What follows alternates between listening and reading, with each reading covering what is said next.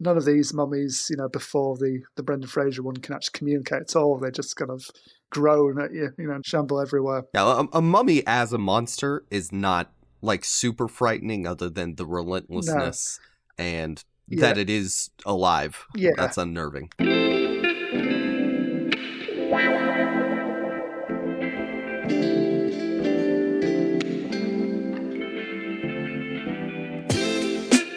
You're listening to Second Cut. This is the podcast where we talk about topics in film theory, criticism, history, etc., because we enjoy doing it. I'm Jacob, and I'm the one whose death gets all the pomp and circumstance deserving of my position.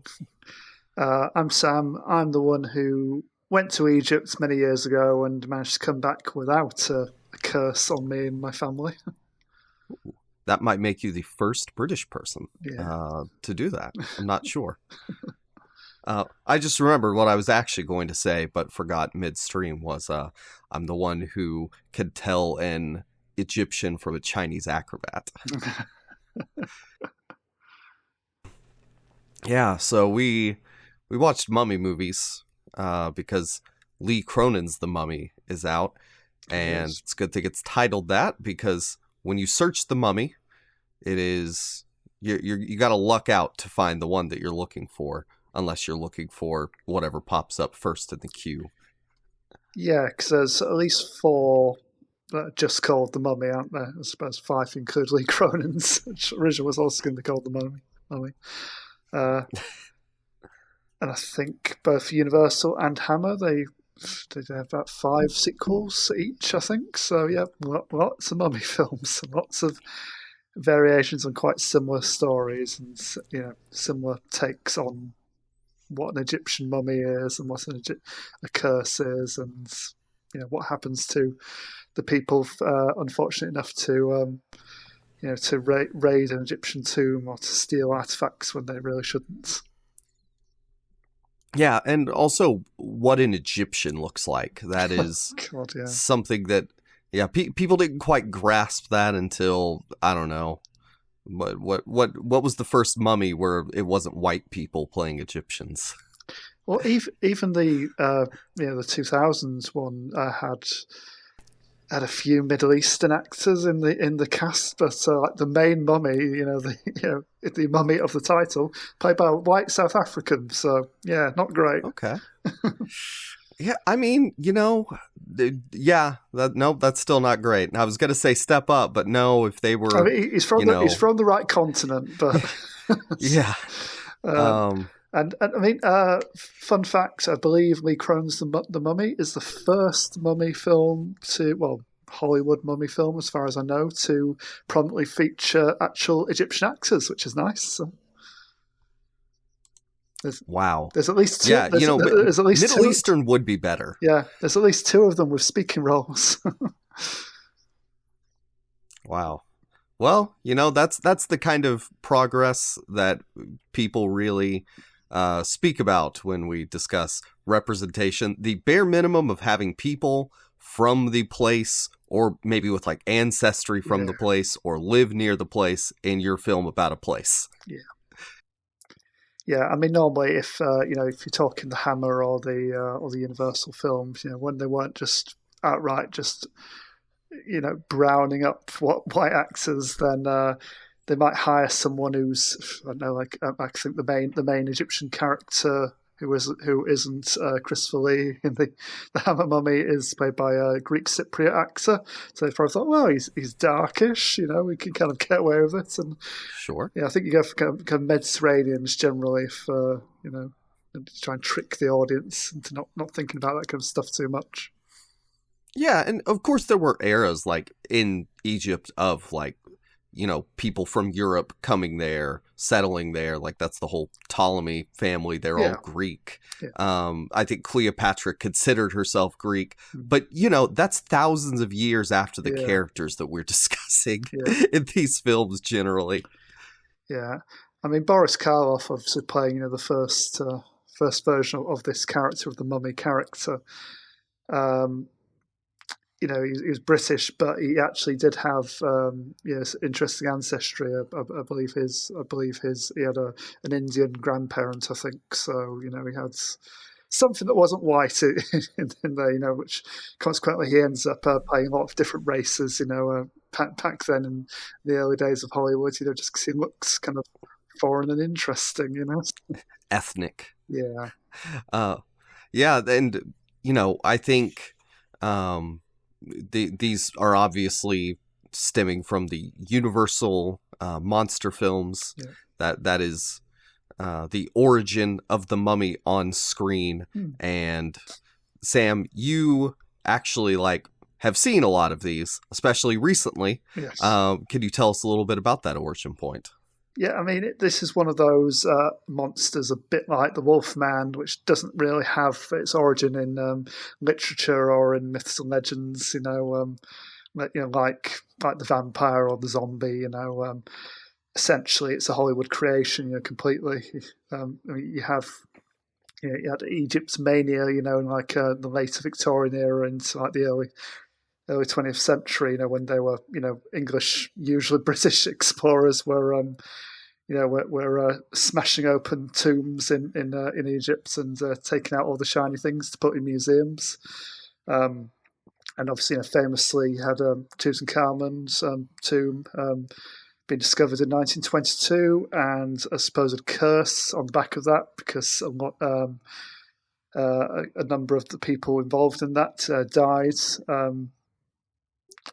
For the time, it seemed they died in some mysterious or kind of sinister circumstances. Following that, in the following years, they suddenly got struck down with illness or freak accidents, and but it was generally something made up by the press, to sell kind of papers. A bit of just a bit of excitement, to splash across their pages, and essentially, you take what do we know about the Egyptians? Well, we know they buried their dead. They that process, that they mummified them. They literally drew out the moisture from them and took out their organs through their nose and wrapped them in bandages and shoved them in a box for the rest of the time.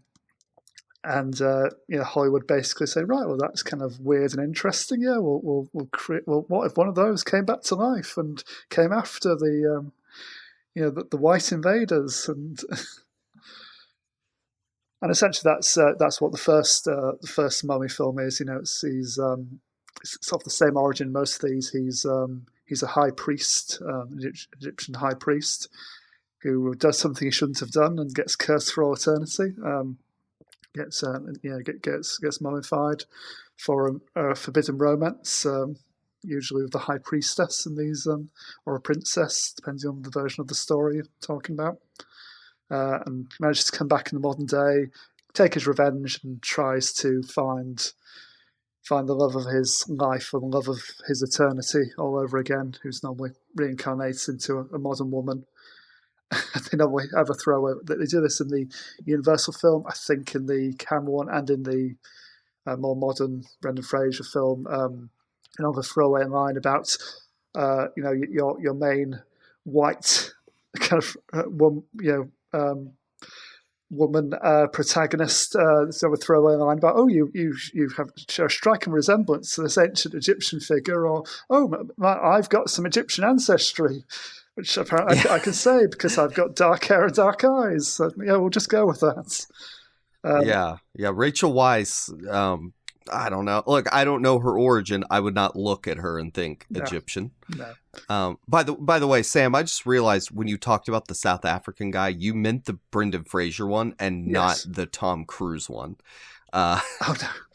No, I mean, in the top. Okay, let's go forward. In the Tom Cruise one, at least, again, the Sophia Botella. At least she's got North African ancestry. Again, that's closer. Yeah. Yep. But yes. So essentially, just each of these films, it's usually you've got a mummy. He's coming back for a reason, usually to reclaim the love of the love of his life, who was robbed to him, in his mortal kind of form.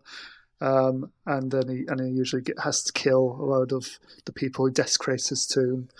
And really, it's various versions of that plot kind of recycled, kind of over the years.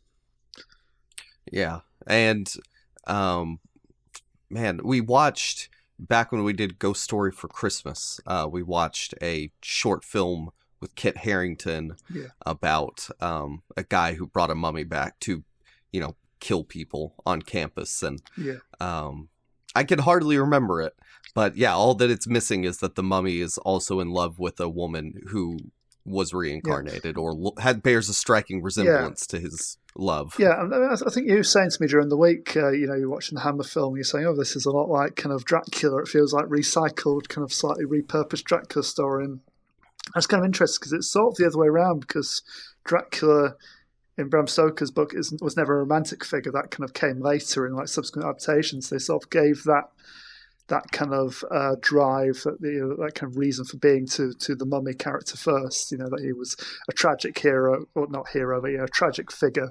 He was basically doing it all for love, really, and he would follow his love across time, and everything would come back to them being together again. So, and they obviously Coppola did that for his version of Dracula in the 90s, and I think Blackula in the 70s, I think, was the first kind of version of Dracula to be kind of like a more romantic, tragic figure rather than just a blood-sucking monster. So it's kind of interesting how that's kind of, you usually have that in most new versions you see now, sort of being co-opted. And in addition to that romantic element, yeah, no, I'll save that. But in addition to that, there's the literal, he gets put into a box, transported from his homeland to England. Yeah, he's got the backs. Like, there were just a lot of elements of the first part of that story that are, this is Dracula. Peter Cushing being in Egypt, they just kind of cribbed it. Instead of purely stealing from the Universal version. It's kind of interesting that they set most of these stories around the time that they were finding all these mummies and stuff. It's normally like 1910s, 1920s. I find it interesting that the Hammer one, they go a bit earlier, kind of late 1800s, kind of, I suppose, puts it in kind of the same era as like all their other kind of monster movies. It's like when they set their Dracula story, when they set their Frankenstein stories. Whether it's just kind of fits in with like all the sets and costumes they had in their archive, they could reuse. I'm not sure, but as you say, that's a really good point. Yeah, so you often see, the mummy ends up, away from where they're buried for a variety of reasons, and I think all the Hammer films have them basically shambling around London sooner or later. Is that because they're shooting in or around London? Yes, pretty much. Yeah, it's what they could create at Bray Studios, which is kind of on the outskirts of that kind of area. Because they had lots of like Victorian kind of sets of like cobbled streets, and it was like street lamps and stuff. But in the Universal sequels, you have usually they end up. It's normally American explorers and archaeologists rather than British, because use what you have. And there's several like of the not so good like later sequels, into the 40s, where you see him basically shambling around like a swamp. It's supposed to be in like, I don't know, it's somewhere in the States, but it's obviously like on a back cot, in LA. And I think something about a mummy in LA just isn't quite right. Yeah, look, we'll talk more about the Hammer one in a second, but it has like a swamp monster mummy that's both interesting and weird. Yeah, and that's pretty much exactly like, that's similar. I can't remember which Universal one it was, but Lon Chaney Jr. played the mummy in a couple of the later sequels, and basically it's two in succession where he's playing the same character essentially as Christopher Lee plays in the in the Hammer version. It's Karis, the high priest who's looking for Princess Ananka. So it's basically Hammer just lifted that story wholesale from the the Universal sequels. But in that version he's shambling around the swamps and rising from them and falling into them, and there's lots of that going on. I have it somewhere what this movie is like most based on. But again, we can get to that in a second, because I did want to ask you, is the mummy, in one of these films, he is more sympathetic, like a Frankenstein's monster, and in another one, he is pure evil. And what does that relationship between the audience and their feelings towards the mummy look like across each different iteration? And I do need you to include the Tom Cruise one, and if you want to do the Lee Cronin one as well, feel free. Yeah, I mean, I think the problem with a lot of these monster movies is a lot of the time the human kind of heroes aren't anywhere near as interesting. They're generally pretty bland, straight down the middle kind of characters, and obviously in contrast, to the the monstrous mummy, kind of we're kind of meant to be on their side, kind of be kind of repulsed by their actions and everything. But it varies quite a bit over the years. Like I said, I think once you get past Boris Karloff, who's I think quite kind of presents as, even though he's doing everything for love, he's presents as quite evil and kind of malicious. I think all the Universal sequels pretty much it's like this this tragic kind of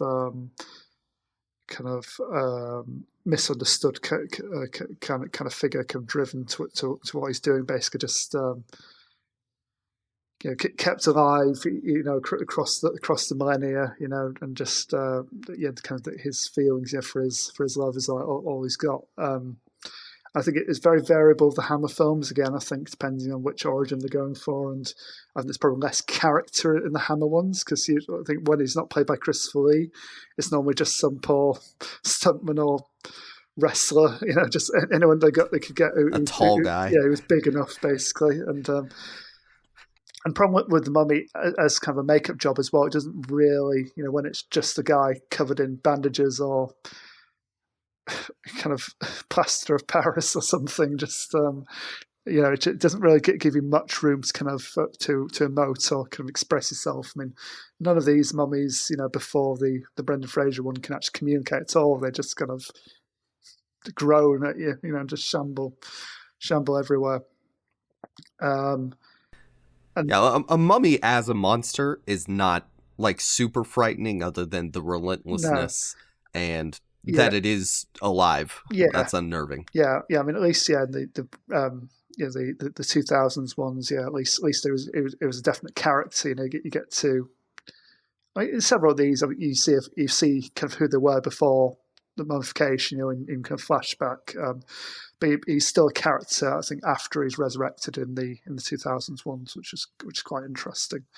But yeah, he's very much like a force of nature. Just a pestilence on the land, and it's direct opposition with our kind of our heroes.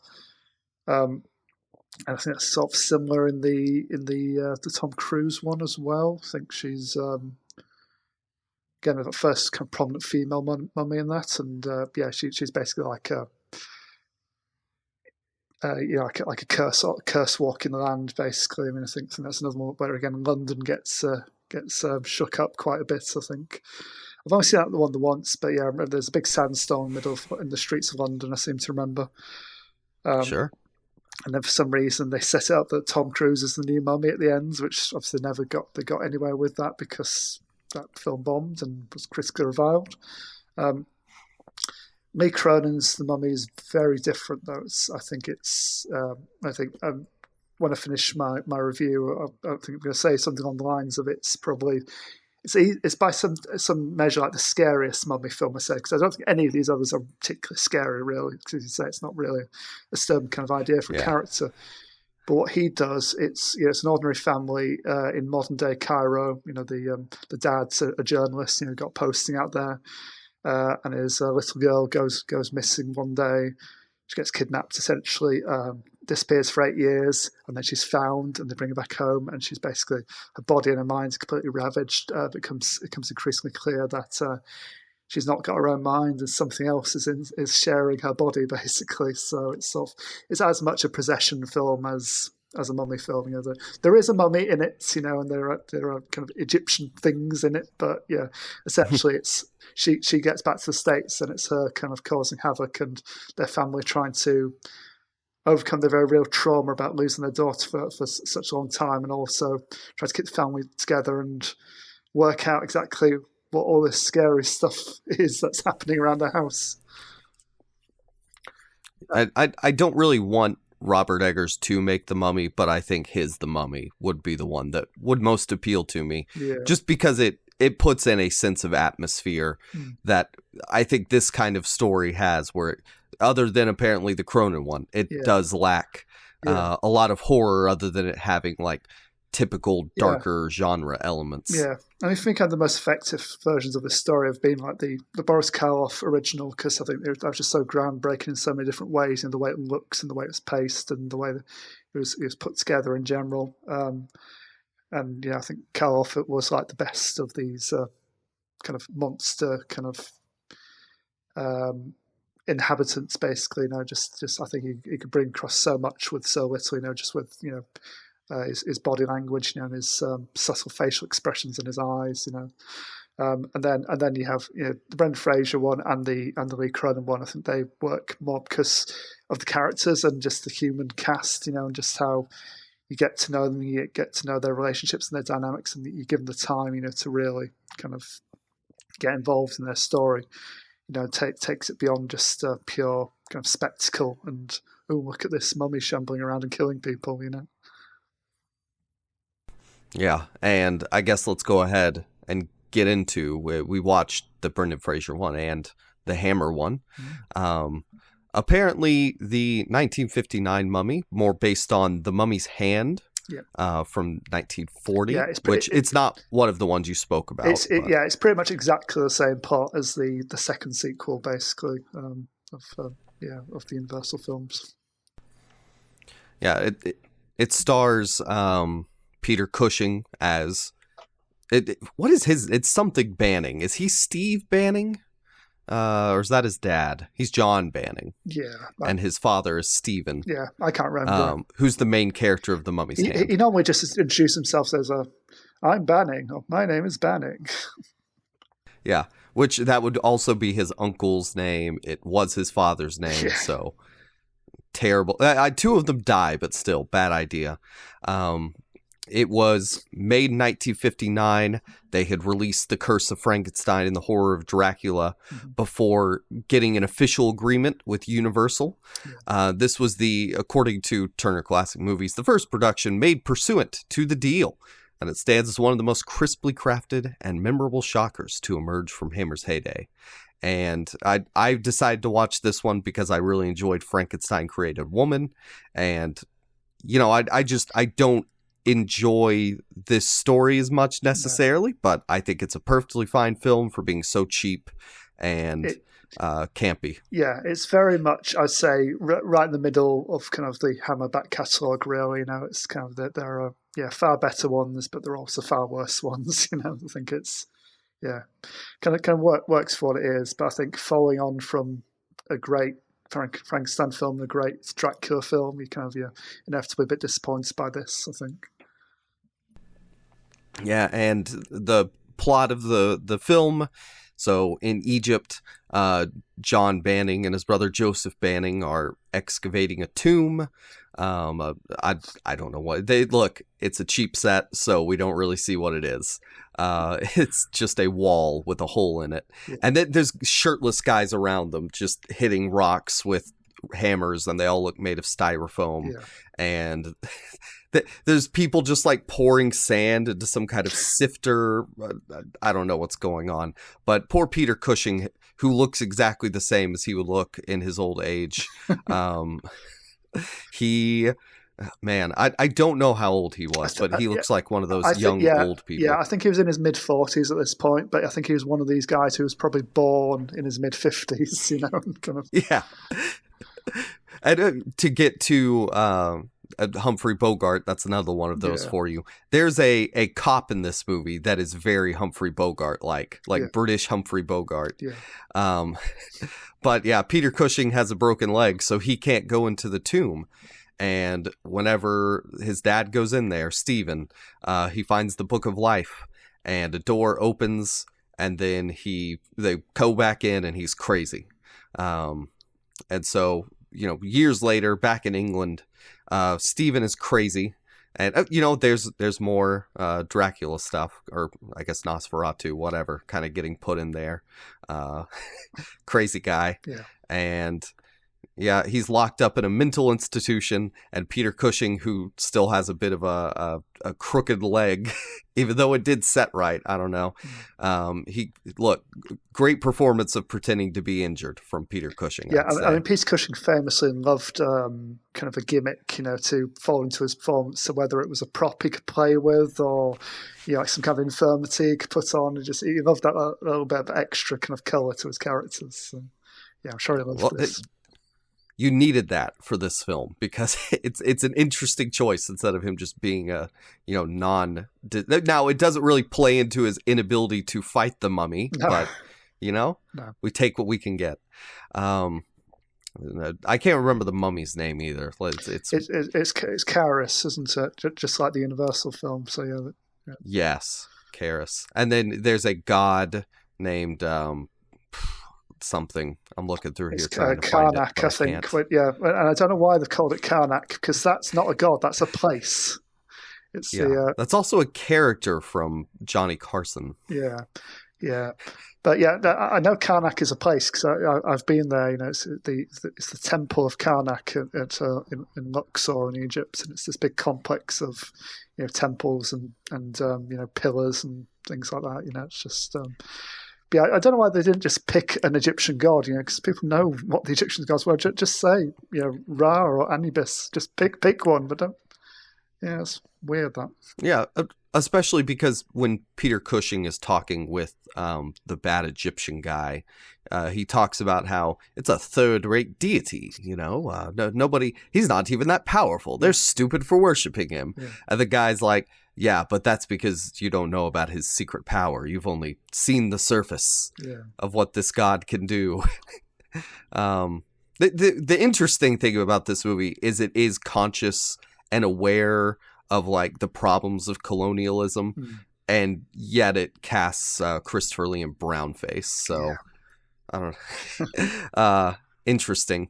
But he goes to see his dad, and his dad says, oh, yeah, the mummy is after me. And then he gets killed by the mummy, and then his uncle gets killed by the mummy, and then the mummy tries to kill Peter Cushing, but then Peter Cushing's wife, who has not been in the movie until this point, looks like his dead girlfriend. And so we get long flashbacks, and then they shoot the mummy to death. That's how they solve the mummy in this movie. They shoot him to death. Yeah. I mean, I give it credit. I do like despite Christopher Lee in offensive kind of makeup, I do like the flashback sequence, where you see kind of where it came from and the whole thing, how it's put together. And it's very, very colourful, very nicely crafted scene, even if it does look a bit cheap. At least they're making it look pretty, using what they've got, I agree. Whenever they pull on doors or walls open, no, they don't look like they're made of stone, but people are trying. It's especially noticeable with the door with handles that opens up like a modern door. I don't know what doors were like in Egypt, but it looked like a cabinet. It didn't look like that kind of door you'd go into a shopping mall. Really, just. So that's kind of the plot overview. Like you just talked about, I do like the embedded flashback to what was his life like, and in the second movie, that's just kind of all given to us up front as background. But I thought it helped with kind of breaking up what would be the monotony of being inside of Peter Cushing's house. Because this is a cheap movie. They're just using Peter Cushing's room. They use the same bar in Frankenstein Creative Woman that they use here. I mean, a few regular kind of sets at Bray Studios. There's the bar / tavern / inn, whatever it needs to be in the film. There's the main house, which is which stood in for various mansions and castles and things. You see that entrance hall in loads of things, and Then you have like the kind of the back stairs down to like the kitchen area or the kind of the cellar or storerooms. You see all these like different locations again just cropping up time and time again, dressed slightly differently depending on what story they're telling. I think the really important thing from this movie, despite all the cheapness, is the way characters are positioned, conceived, how the audience is supposed to perceive them. Yeah. And this film has a very sympathetic mummy whose backstory is, he was just like a priest and he loved this lady and he was kind of, unfairly punished for it. And, they show the elaborate funeral for the princess, and these like Nubian slaves and handmaidens like were murdered for them to go into the afterlife with her. Yeah. And, this isn't to say things like that don't and didn't happen, but there is the sort of discomforting feeling of watching, essentially colonial characters perceiving culture and then saying, well, look at how barbaric this is. Yeah. We need to civilize these people. And, British people are very, and look, any imperialists, like I'm only picking on the British because they are the subject of this film. They are just as obsessed with killing people. It's just for their own civilized motives, like apartheid and other things. Yeah, it is a bit uncomfortable, kind of, even when Hammer's sort of indirectly trying to confront like themes like that. They're still like doing it. They're still kind of presenting things in that way, in that xenophobic kind of borderline racist way. I think in the first sequel to this, they did I think 1964, so it took a while to get a sequel out for this. They got straight on with like the Frankenstein and Dracula sequels, but it took some time to get around to doing a sequel to this. In that version, by the way, you'll please hear there's a horrible American character to go with all the horrible Brits. So he's like the leader of another expedition into Egypt to raid tombs. Is that to add American funding? I think he's a fairly well-known actor, yeah. But I think they just wanted a loud, obnoxious American in there. But I think sure. I think that's the Curse of the Mummy's Tomb in 1964, and I think the opening scene to that, I seem to remember, is again kind of leaning on stereotypes. Someone's caught stealing and gets his hands cut off. Because I thought, well, Egyptian kind of. Possibly close to Arab cultures. What do us ignorant Westerners know about Arab cultures? So, yeah. Even if it's like not saying that all these kind of stereotypes are true, it's still using them, and kind of using them as like an easy shorthand for, to get the story moving. So, and I think where that really comes across is that at the end of the day, Peter Cushing, the British archaeologist, is the good guy. Yep. And the Egyptian guy who is sort of rebelling against them, trying to just perpetuate his way of life, is the bad guy. And they sit down, they have the big debate about, hey, don't you think it's kind of bad that British people just come to Egypt and take stuff? Yeah. And Peter Cushing's like, no, I don't see a problem with that. And like, I do see a problem with that. Those are not British artifacts, and they're just taking them. It's like the old Indiana Jones line, it belongs in a museum. it's just such like an outdated kind of sense of the world, Maybe an Egyptian museum. He doesn't specify. But it gets at the idea that, well, we as civilized people, which this film is using those terms. It's talking about like the Egyptian bad guy who's controlling the mummy says, I'm a civilized man. He drinks brandy and he has cigars. He has these signs of like Western wealth that he has associated himself with. So, he uses that to cover up his evilness and assimilation is not even good enough. By the way, that same guy plays a different kind of evil Egyptian character in the first Hammer Mummy sequel. he's a different character because he's got a different name, but he's essentially the same character. He's just like the mummy's familiar again, trying to orchestrate stuff behind the scenes, and he's walking around wearing a fez and being all sinister again. So. Walking around wearing a fez, that's my favorite part of these movies. You can tell who is Egyptian or Middle Eastern, Muslim, whatever, because they're wearing a fez. Yeah. It's very, very helpful to me as a stupid person. I wish the mummy was wearing a fez in the Brendan Fraser version. But yeah, Christopher Lee here, he doesn't talk at all in the flashback because it's Peter Cushing narrating. Yeah. And so he's doing a lot of physical performing as both a real human in flashbacks where he gets to use his face, convey emotion a bit more, and then just an entire silent physical performance as the mummy / bog swamp monster. And part of that may have been making the costume cheaper. I'm now kind of realizing, but yeah, the only questionable part for me from Christopher Lee or his stunt double is whenever he is fighting one of the guys with the gun at the end, and he karate chops slowly and then breaks him over his leg like Bane, just really softly. It's not good. That made me laugh was him climbing through the window of the asylum, kind of wrestling with that like grill over over the window and kind of just about sliding through. And he noticeably cut away when he has to get back out after murdering the dad. Yeah, that is funny. I enjoyed that part. And also, this mummy, I don't know how he kills in the other films, other than these two that I've watched, but just chokes people to death here. Yeah, no, that's how the mummies kill in the Hammer films. Yeah, they just choke people. Yeah, of course, later they will suck them dry, but in Universal, does he just choke them, but they can't really even show that, so it's implied through face-on shots. Pretty much, yeah. It's normally cut away. You normally see him lunging towards them, and then you don't see what actually happens. See shadows.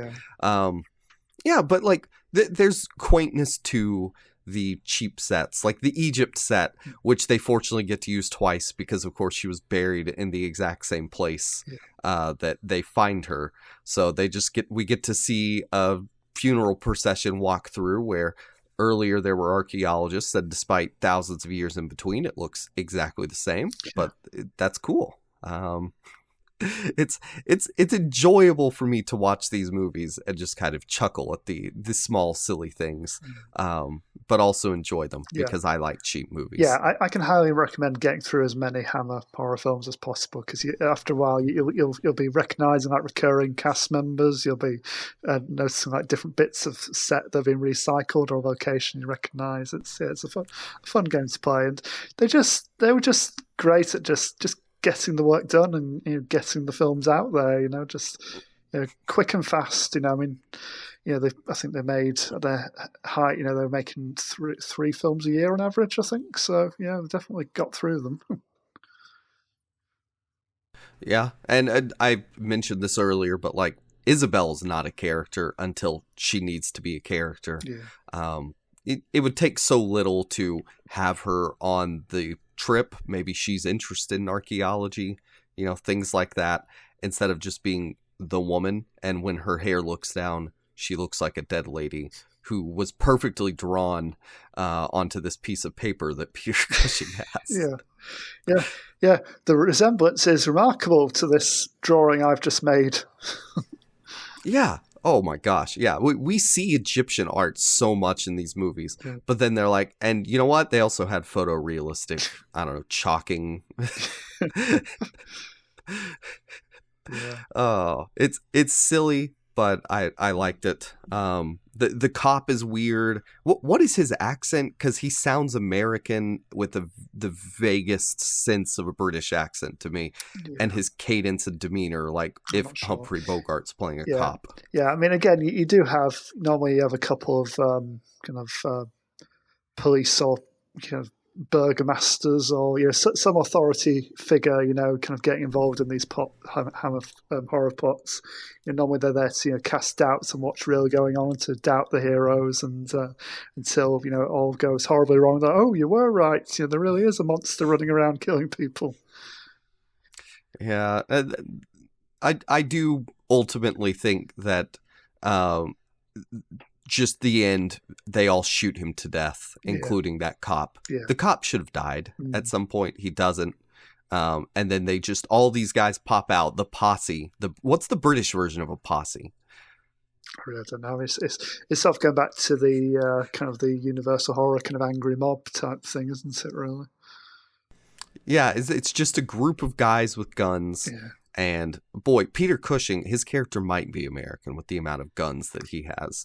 He's just loading up shotguns and handing them out. They just shoot the mummy, who walks into the bog holding up the scroll book of life, and then just sinks into it. Yeah. And I was like, really? There's no... Because they never established a rule or anything. The Brendan Fraser movie has the cats. Yeah. But yeah, they never introduced what's the mummy's weakness. No. He just kind of sinks out of sight, and then the film's over. Literally, there's no. Literally. Yeah. Just cut credits straight away. Just always a bit jarring. Normally the Hammer film, they at least have the sense to end on a fire. Like the main castle or mansion or whatever normally burns down at the end of a Hammer film. But no, they'll just have your monster shamble off into a bog, and he's gone. Yep, and they shot him, which that I cannot think of a better way to just, I don't know, they shoot him. Bullets, my one weakness. How did they know? Oh, gosh. Yeah, you would think also, like, hydration would be bad for a mummy. I don't know. Just the open air. I don't know. Just it's a dumb movie, and probably because it was written very quickly by people who aren't that dumb. Because, like, there are good ideas and threads and ways this could have gone, that just because it's a movie from 1959, as well as being a cheap, fast production, doesn't get to realize its full potential, despite being enjoyable. And it's directed by Terence Fisher, who's like the most kind of prominent of the Hammer directors. He did Curse Frankenstein and Dracula, and would go on to do a lot of their big films. He did Frankenstein Creates a Woman. He did a lot of the Frankenstein sequels and Brides of Dracula and stuff like that. No matter what the material, how subpar possibly the material was, he always made it very watchable. He was a talented kind of very reliable kind of pair of hands. Man, just what a huge horror filmography this guy put together. His last movie, Frankenstein and the Monster from Hell, from 1974. I mean, this guy loved the paychecks that came with working on these cheap horror films. Or loved I don't know, maybe he loved the horror films. I know nothing about this guy. Literally 50 kind of over 15 years of doing like 2 films a year for Hammer, basically. I mean, he really got them out there. I think he said he didn't think of them as like outright horror films. He compared them more, the kind of films he did. He said he compared them more to like dark fairy tales. He always compared them to like Brothers Grimm, stuff like that. So it's interesting kind of the take he had on these, but they were horror films. I mean, that's what made what audiences wanted and what made Hammer their money. So I think that's a good way to look at it, because earlier I described it as like horror in the sense that it has the style and syntax of horror films, the elements that are put into it. But they're horror in the way that, like, the classic Frankenstein is horror. When we think of modern horror, we have certain expectations of fright, and not just it contains these, darker sides and elements of humanity. So, But yeah, also, I mean, I'm sure you could categorize these as slasher films in some way, because there's people getting picked off one by one by a monster. So there's sort of like a proto version of that, definitely. Yep. But do you have anything else on 1959 Mummy? This is a recommend for me. I think it's on YouTube. Yeah, I mean, kind of. I think it's been on Amazon Prime over here for a long time. I think a couple of the Hammer Mummy films are. It's decent. It's not one of their best, but by no means one of their worst. It's entertaining for what it is. I do just find it interesting that Hammer kind of they struck up this kind of partnership with Universal eventually. Now, kind of they spent a few years kind of avoiding their versions of the monsters kind of looking too much like the Universal ones, and then Universal started distributing their films in the States, and they said, "Oh yeah, knock yourself out. You're making us money. Just do what you like. Here's our monster back catalogue," and they basically ends up remaking pretty much all of the Universal horror films. So. Nice. Well, I guess with that, let's move on to someone else remaking Universal horror films. And Sam, before I feel like you have different feelings this movie than me. I don't like this movie. Fair enough. Yeah. And sorry, never mind. This is Universal. Yeah. My bad. Yep, still Universal. Yeah, so when did you first see this? Did you see it when you were younger? Because I think that probably helps. No, it was 2 or 3 years ago, and I tried to watch it, and I was like, I don't like this. All right, and I turned it off. Okay. Cast your mind back. The year is 1999. The Phantom Menace has dropped in exactly, theaters. Yeah. And I was really into Egyptian stuff, and I'd been to Egypt, if not the same year, around then. So it was about 25 years ago I went to Egypt as a little colonizer Sam. Yeah, that's adorable. I know. And I came back with such trinkets as this scarab and this mask of Tutankhamun and this. I think I had that exact same statue. Even like a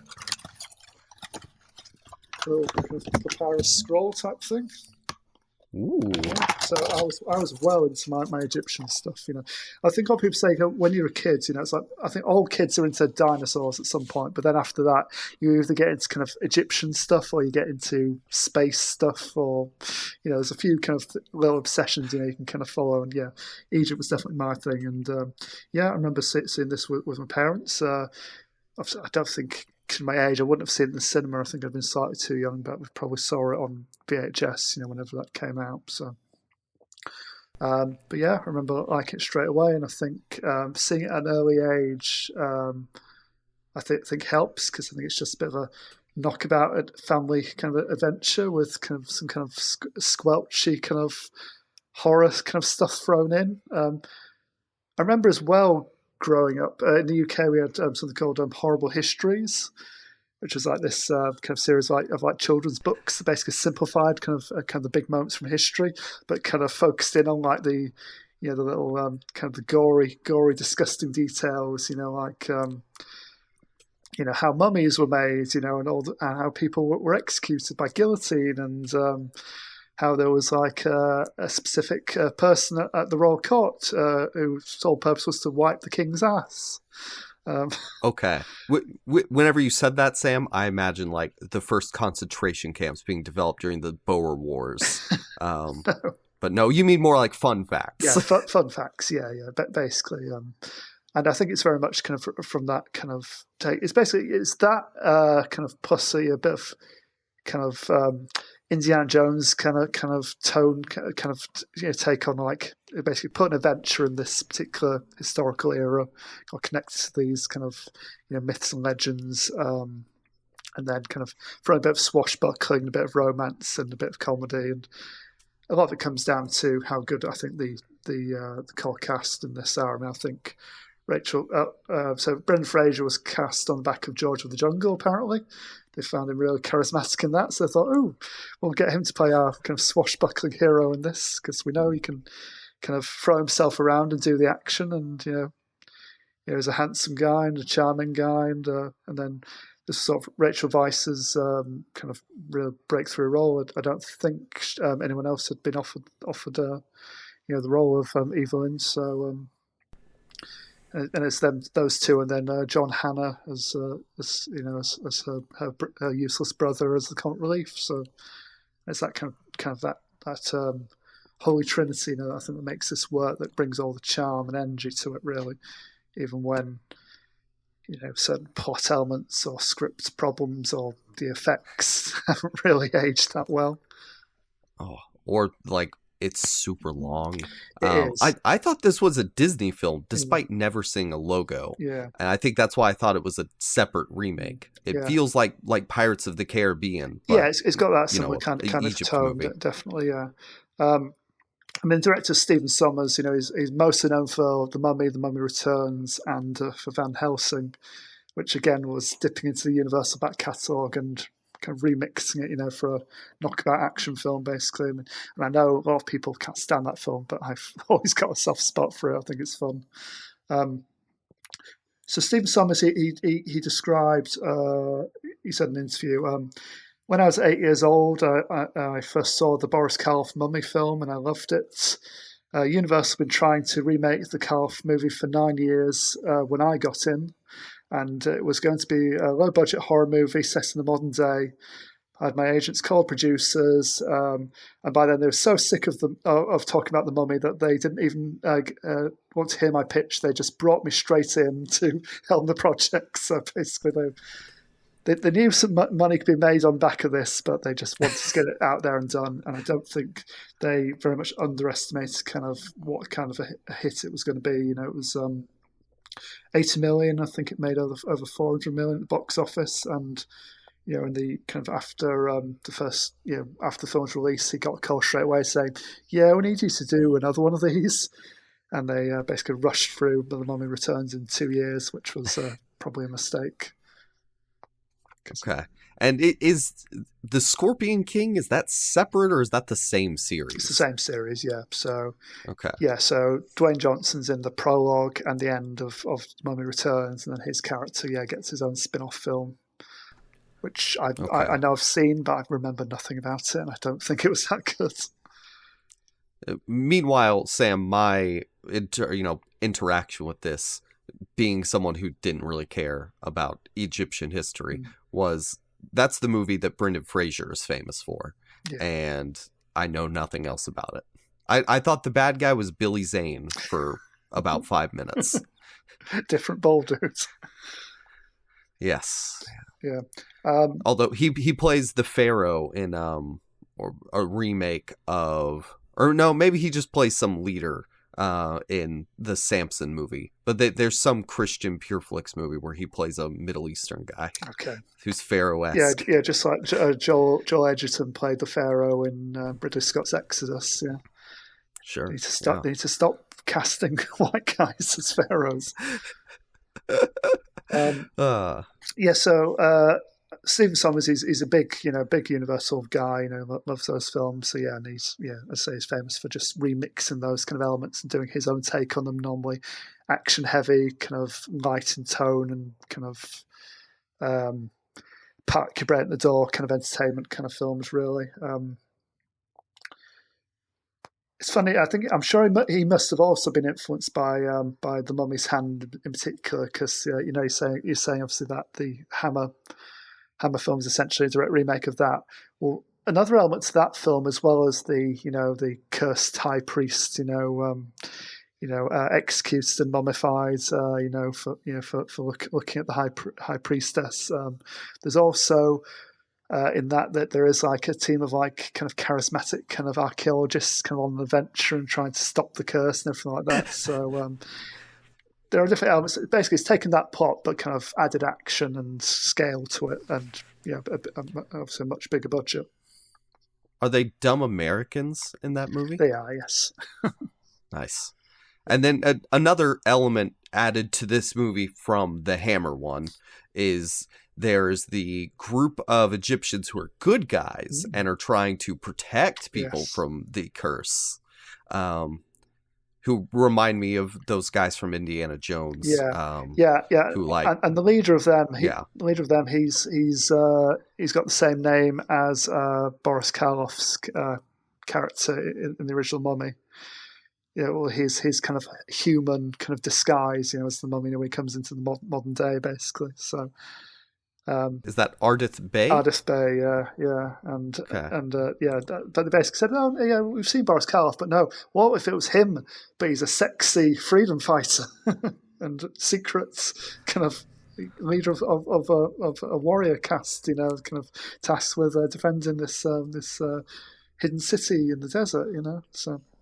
I mean, that's one thing I say about this. Everyone in this cast, it's a really good-looking cast. I mean, there's often this debate about kind of when a film stars look their very best, and I think Rachel Weisz and Brenda Fraser in this. Obviously they've got kind of chemistry for days, together. But yeah, they definitely look their best. And you get Rick and Evelyn, and then sexy Arif Bey as well. So. My wife mentioned to me that this film is a bisexual genesis. I've heard a lot of people realize either through Brenda Fraser or Rachel Weisz, depending on which way you swing. On the r bisexual subreddit, there's a post titled "The Mummy," and it's a picture of tweets saying these two raised a generation of bisexuals. Is the quote tweet? Yeah, fair. This version of the story, it follows a librarian, Evelyn, played by Rachel Weisz, and a mercenary, Rick, played by Brendan Fraser, who's not Indiana Jones. He doesn't have a hat. No. And together with Evelyn's kind of useless younger brother Jonathan, older brother Jonathan, sorry, they've got to fight to stop the vengeful resurrected mummy, Imhotep, Arnold Vosloo, from regaining his power, resurrecting his lost love, and unleashing a curse on the world.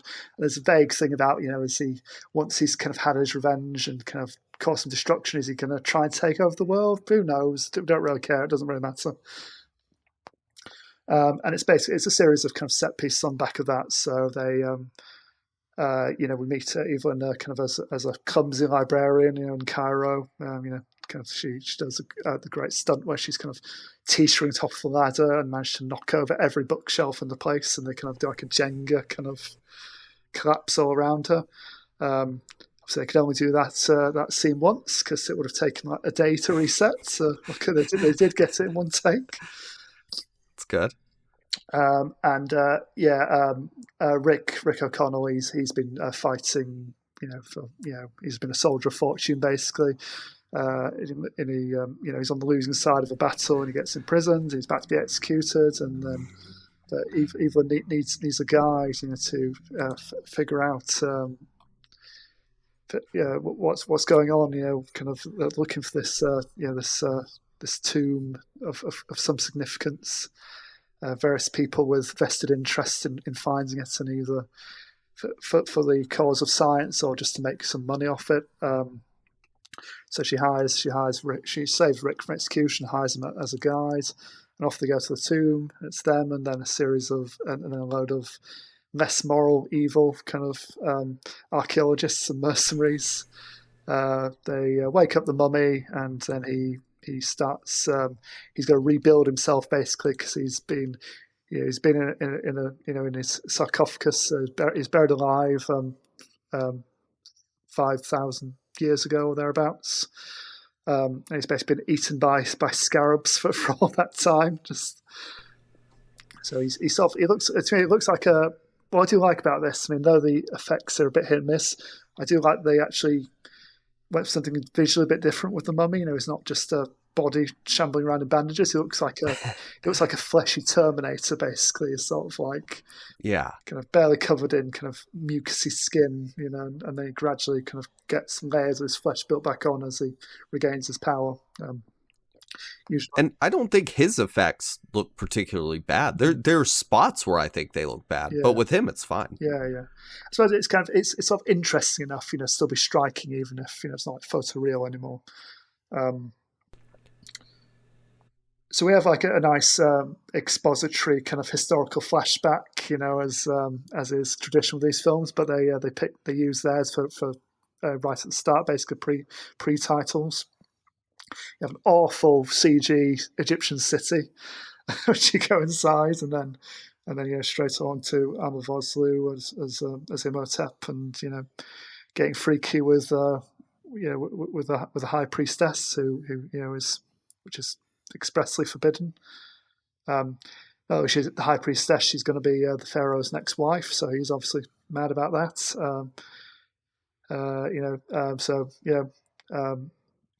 Takes Imhotep, covers him in scarab beetles, cuts his tongue out, and shoves him in a box.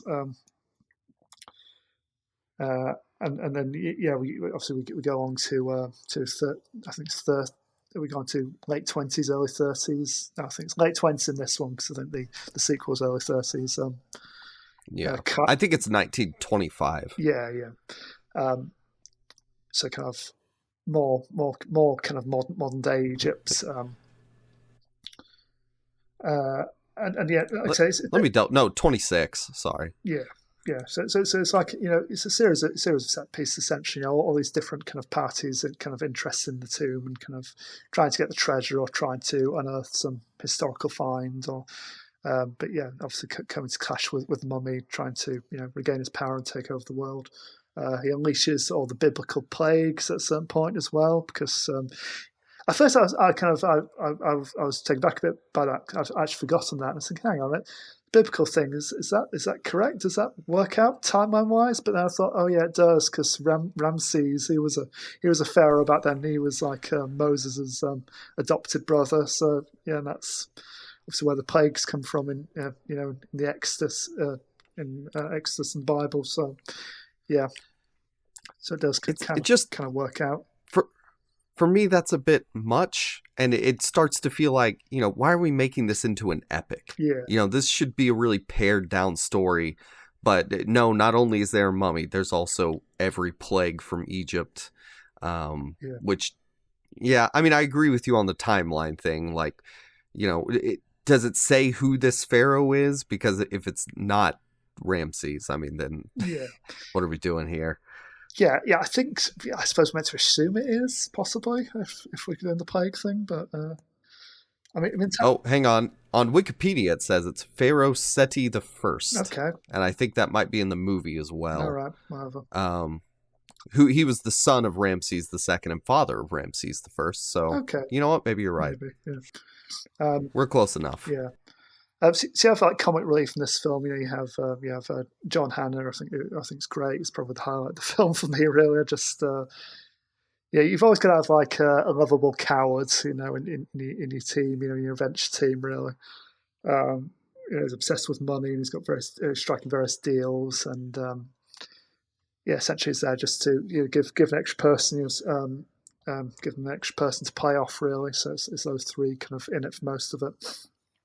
But they have a couple of other comic relief who possibly overdoing the comic relief, really. So you also have Beni, who's Rick's old associate, again, who's another coward and kind of ne'er-do-well, basically, who just... Sam, he's...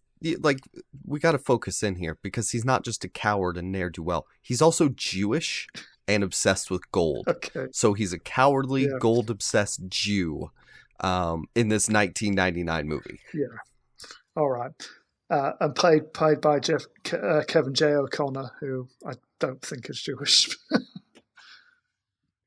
Yeah. I don't know. There's the point where he pulls out his necklace, his Star of David, to show the mummy, who's then like... He cycles through all the religious iconography he can think of. He's basically got all of them on just to cover hedge his bets, basically. Oh. Okay, I missed that. Yeah. So never mind. Maybe it's not racist. Yeah, but it could be. He wears a fez as well, so who knows? He's from everywhere. I take my criticism back slightly. Bearing down on me, so he holds up a crucifix first, I think, and then he gets like some Chinese symbol, and then a few others, and basically cycles through the languages, basically. So whatever he says, he's multilingual. At least he can do like he can say kind of religious verse in multiple languages, and then eventually gets to the Star of David, and obviously speaks Hebrew. At which point, Imhotep says, the language of my slaves, you might be useful. So he's basically gets into a lot of scrapes and narrowly escapes multiple times throughout the film. He's constantly kind of backstabbing and betraying people, and then pretending to be loyal for a bit, and then running away, and then betraying again. I've seen so many characters like that over the years, but it kind of works for what it is. You also have Omid Jalili, who's a British comedian of Iranian extraction, and this was the first of his series of films where he basically plays the untrustworthy Arab character, basically. So he did the same thing in Gladiator, and there was a series of films kind of in the late 90s, early 2000s where he played this character, and basically he's there to be he's the auction, he's I think his character's just called the Warden. Basically, he's arrested. He's at the jail that Rick's been held at the beginning. And he comes on for the ride basically because there might be some money in it for him, and dies a horrible scarab beetle related death. By the way, I think. Go on. No, you go. I think the scarab beetle thing is basically kind of the best kind of horror imagery in this. The idea that they swarm at you and then crawl into your skin and crawl towards your brain. I think that's a really nice kind of visual. I mean, it's complete hokum. I mean, I think scarabs. I was thinking again watching this. I was thinking that's not how scarabs work. They're really slow, kind of sluggish beetles that push like dung around on the ground. They're not like. They don't swarm. They don't flesh eaters. They don't eat meat. But in horror films they do, I suppose. Yeah, I mean, I guess they also don't live for thousands of years. No. But well, apparently there's a line in like this was the era of like the movie novelization. Apparently there was something in the movie novelization which I haven't read, but apparently it's there. Where basically the scarabs were part of the curse as well, so they basically have an endless kind of. An endless undeath kind of torment, basically, along with Imhotep. So they're part of the whole deal, apparently. Sam, it's fun you brought up the novelization. I learned about the novelization trying to figure out what battle they were fighting, learning that Rick was fighting for the French Foreign Legion against native North Africans. Yeah. So, yeah. I don't know. I don't understand why they were fighting, but that is all detailed in the book. Yeah, all right. I mean, you don't need to know. It's all window dressing, isn't it? Really, it's all part of. Yeah, because it doesn't matter other than he goes to jail. But I don't understand why he's in a battle or what the sides are there. This is such an expansive movie, but they're like, yeah, it doesn't matter. Well, then why is it there? Why can't he just be in jail? Yeah. Whatever. Yeah. So as I said, kind of the big part of this is the chemistry, I think, between Brendan Fraser and Rachel Weisz. I mean, it's again, it's going back to the Indiana Jones thing. It's very, I think, Indy and Marion kind of in Raiders, that kind of tone of their relationship, really, and the kind of opposites attract and everything. He's a dumb lunk, but very physically kind of capable. Whereas she's a bit clumsy and kind of. Well, she takes camel riding like very well, very quickly, interestingly. But she's kind of presented as like this kind of slightly awkward kind of bookworm, a bit kind of not exactly comfortable in her own skin. But obviously she's very intelligent. She's the expert in the group. She can again as often you get with kind of period films like this. Of course, she's a woman in a man's world. They don't respect her. One of the other archaeologists. They've got a woman. They're making women do anything these days. Why should I listen to your expertise? I do like that she kind of she's very kind of vivacious and energetic as a character. And they're both very, very likable together. I think she has some great drunk acting as well. There's a scene which again made me think again of Pirates of the Caribbean a few years later. The rum drinking scene in that. But they basically both get kind of sloshed by the campfire. I think she does some great drunk acting. Saying, "What's a place like me doing in a girl like this?" Which always makes me smile. I mean, this is... Sam, do hieroglyphics work exactly like English text, where you just read the individual word? No, because that is how she translates. I think a lot of it's down to context. I think so. There's only a certain number of symbols, and depending on what combination you see or kind of what order in it, they can mean a variety of different things. So they kind of botch that a bit, but it's.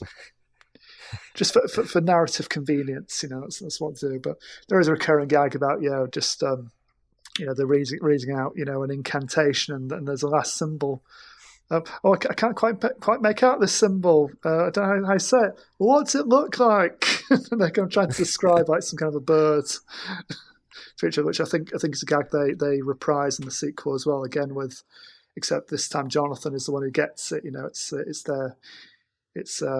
it's Rick and Evie's kid who can't make out the symbol, and then Jonathan remembers from last time what the last bit of the incantation is. There's nice kind of gentle moments of comedy in this. Some nice character interplay and it's good one-liners. I mean, I'm a big fan of when they find the mummy, and he's not quite as desiccated as they're expecting, and he kind of basically just lolls out of the sarcophagus, kind of covered in slime, basically, and they go, "Ooh, he's still juicy." And that's probably just because, they do say that. Yeah, of all the kind of the centuries of being eaten continuously by these scarabs, I think there is a weird connection to Tutankhamun there, though, because apparently his mummy was moister than they expected it to be, and basically they worked out it was like some kind of a fungal bacteria was like in the sarcophagus with him. Basically, it kind of his kind of body fluids started to kind of leak out, basically stuck him to the bottom of his sarcophagus. They kind of had to chisel him away to actually get the mummy kind of out, apparently. Had to. Yeah. Yeah, just like the Brits had to put all those things on display in the British Museum. Yeah. Yes. We had to dig up this guy's grave. Yeah. We had no other choice. Yeah. So the final stretch of this is essentially it's Imhotep and Beni kind of going around collecting body parts, restoring him to his full strength, and then gathering their followers and to go back to the hidden city to conduct the ritual that will bring his dead lover back to life, while Rick and Evie and Jonathan are all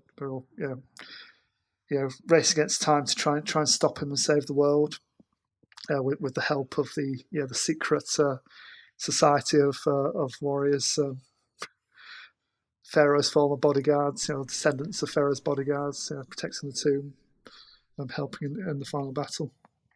And then the mummy returns. They basically in the mummy returns. They do the same thing all over again, except this time he succeeds in bringing his dead lover back to life, and they've got to stop him and the Scorpion King with the help of an even bigger army. You have a big battle scene towards the end of that, where it's all the I keep forgetting what they actually call themselves. This society of warriors, the guys with tattoos on their face. Yeah, they are I don't know. Wikipedia does not immediately tell me. The Medjai, yeah. Yes, that's it. Yeah. So in the sequel, you have like this massive army of Medjai fighting a massive army of Anubis-looking kind of supernatural creatures, basically. That they really went into the visual effects in the sequel, and not to great effects, unfortunately. No, that was a time thing, but surely it couldn't have been cheaper to doing things practically. So just a few things about this. So so I mentioned that Brendan Fraser was cast on the back of George of the Jungle, another late 90s film that I think I saw as a kid. Basically they wanted someone who was kind of equally versed. He could do the action stuff, but he could also he could be comedic and charming, and cover all these different kind of shades of his character. Apparently, early stage of development, this was originally going to be a Clive Barker film. So straight off the back of Hellraiser, he was going to try and do a low budget kind of ultra violent mummy film, which I would have loved to have seen. I mean, that would have been amazing. It would have all been set in a modern day kind of art museum, which had a secret cult inside trying to reanimate mummies. But that didn't get off the ground. So they went for a broad strokes kind of more family friendly, entertaining kind of take on the story. Brendan Fraser passed out during the hanging scene, so they obviously had like a complex kind of rig set up. So he didn't actually break his neck, but he still kind of Sure. got his airways cut off some time and basically just passed out. And he was apparently just going through kind of what was expected of him, and Stephen Sommers apparently just said to him, "Yeah, just look good and don't die," and then basically just said, "And action."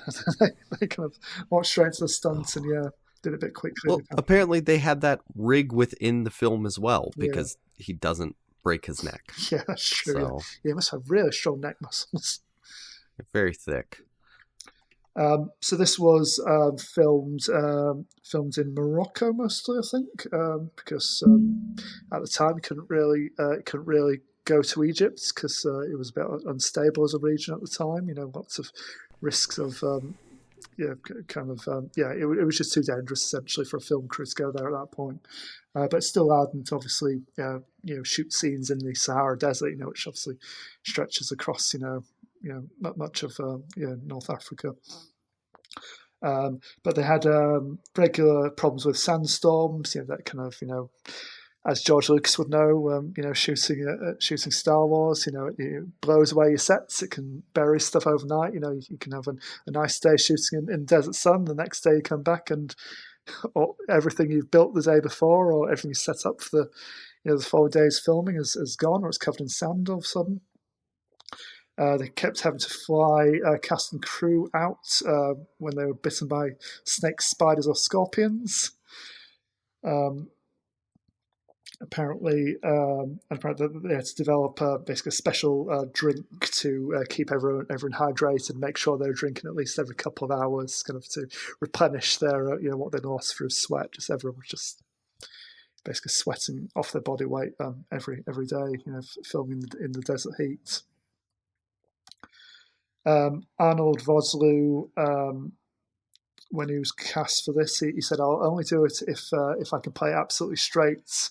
I see Imhotep as a skewed version of the Romeo and Juliet romance, essentially," which I think is what he did basically. I mean, it's quite nice that he's not like a campy kind of cackling villain. He does play it pretty straight. I think he's just like generic bad guy, with his reasons for doing what he's doing, but essentially you're not going to be able to reason with him. You're not. He's doing what he's doing, and you got to stop him before he causes too much damage. They had a different final act planned, which involved a giant statue of Anubis in the tomb coming to life and fighting Rick, which would have been awesome to see, but they scrapped that for budgetary concerns. And to be honest, I can't imagine how they could have executed that well, with the effects of the time, if they could have afforded it. But the very finale made me wonder if there were some amount of budget concerns. Yeah. Because the chariot coming to steal his soul is all shot in a single wide shot rather than any close-ups. Yeah. And instead of fighting a big statue, obviously Rick just ends up fighting a few like mummy kind of mini bosses, basically. It's like Pharaoh's mummified guards basically come to life while they're reading the incantations. Stephen Sommers also, kind of covered big Universal fan. He wanted to use the old Universal logo they had in front of all the old, Universal monster movies, and the plan was to have that logo and then dissolve into like a midday sun, above like a desert landscape. But besides against that, he would though go on to use that trick for Van Helsing. The opening scene of Van Helsing is a black and white scene. Where it starts off with the Universal logo and it dissolves into like a flaming torch and like an angry mob going up to Frankenstein's castle. Essentially, so he did get to use that trick eventually. I didn't really appreciate this, but apparently this film's often credited with starting the trend for May being the first round of summer blockbusters.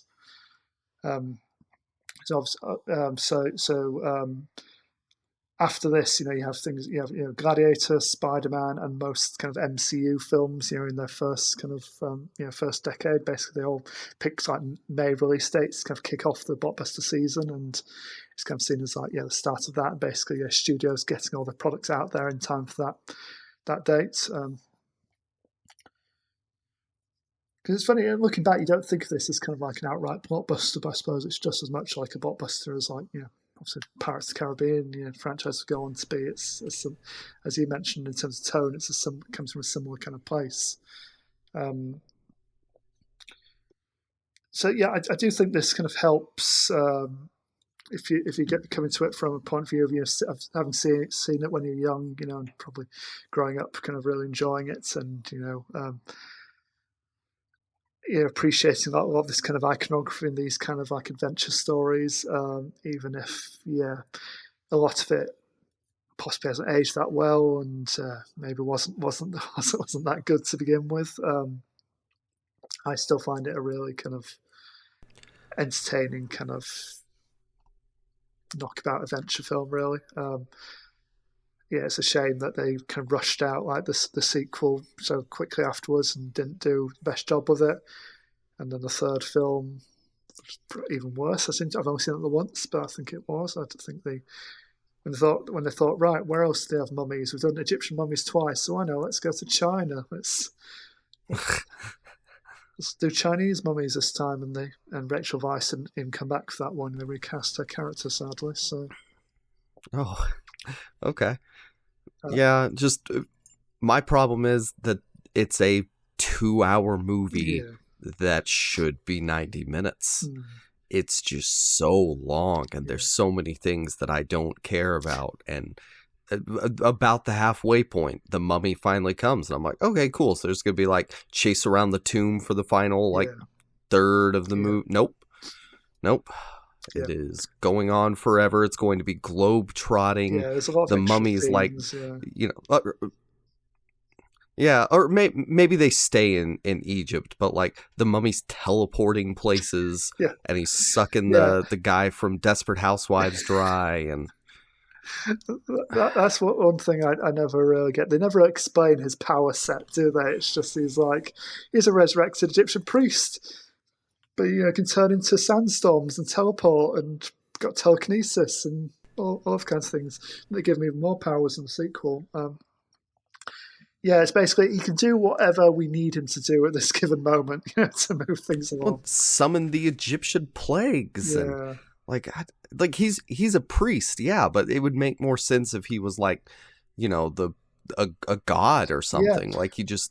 I mean, at least in the Lee Cronin film, there is another character kind of helping the mummy along, basically. Kind of, again, it's like this normal, like almost like a familiar kind of character. But she's literally called the magician. Is it an evil Egyptian guy? No, it's a woman this time, But she's literally called the magician, and basically it's like, well, okay, if she just knows the magician, then we'll presume, okay, you've got some kind of magical powers. Okay, we'll go with that. But yes, you say, just a random priest, all of a sudden, he's got the power of a god for reasons. Yeah. And I do like the bad guy's performance. I could tell that the performances and characters are earnest. Just it's too action adventure. Like it's like somebody took let's make the Mummy into a cynical Hollywood action film. And there's one too. I don't know. There's one too many kind of inconsequential shootouts for me as well. Basically, everyone kind of gets guns, and none of the good guys really get hits, and they're running around jumping over things, and it's. I think a lot of times the Far Cry video games basically saying, oh yeah, it's just Indiana Jones, but really they're more like the Mummy films, really, in terms of like the action. That really, it's like watching it like a Far Cry game, really, for a lot of the action stuff. As cool as Brendan Fraser looks, with his shooting 2 pistols and jumping through the air and rolling around and stuff. Lots of anonymous kind of goons kind of getting shot and falling off stuff and being thrown through walls and things,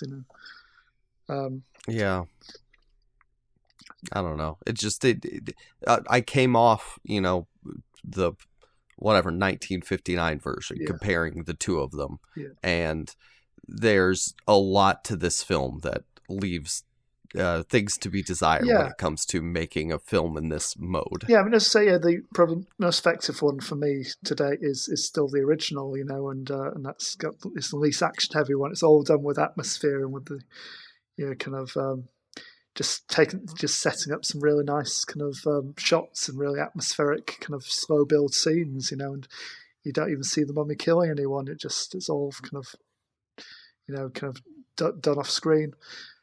One thing I did like in this one, it's like, because it's like a family audience, it's kind of some of the horror imagery is borderline, but basically you can sort of have kind of sex and violence, but not really. It's sort of going to be just off screen or just off camera or far away or hidden in the edit, which is kind of funny. Like the opening scene, the Imhotep's, beloved, sacrificing herself. You see it. She stabs herself, and you just see the shadow against the wall for doing that. Someone walks in front of him, as they're cutting his tongue out, which I think they did as well with the Christopher Lee version. They shoot it from behind, and then they cut to a close up of the knife going up and coming down. Yeah, and then you can have as many people being shot and stabbed as you like, but you can't have visible blood, basically. And that's the it's the non-negotiable here, which is kind of a bit weird, but I get your I get why someone who didn't grow up with this kind of probably wouldn't get into it now, but I think it works on its own terms as like a entertaining park your brain at the door kind of movie. But I think you have like the early mummy films doing their thing, telling the same story, and then this one telling the same story again, but with action and a bit more humour, and then you have Lee Cronin's Mummy kind of again doing something quite different. I'll be interested to see what you think of that when you do see it. But it's definitely a different take on the material and quite effective. So nice.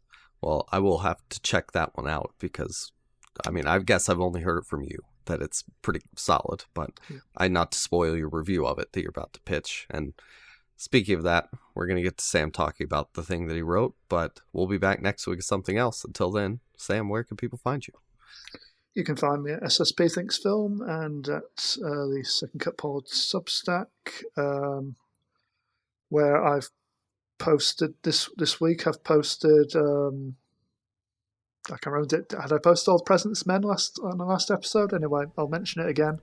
50th anniversary All the President's Men, and by the time this episode goes up, there'll also be a review from Lee Cronin's The Mummy, so check that out as well.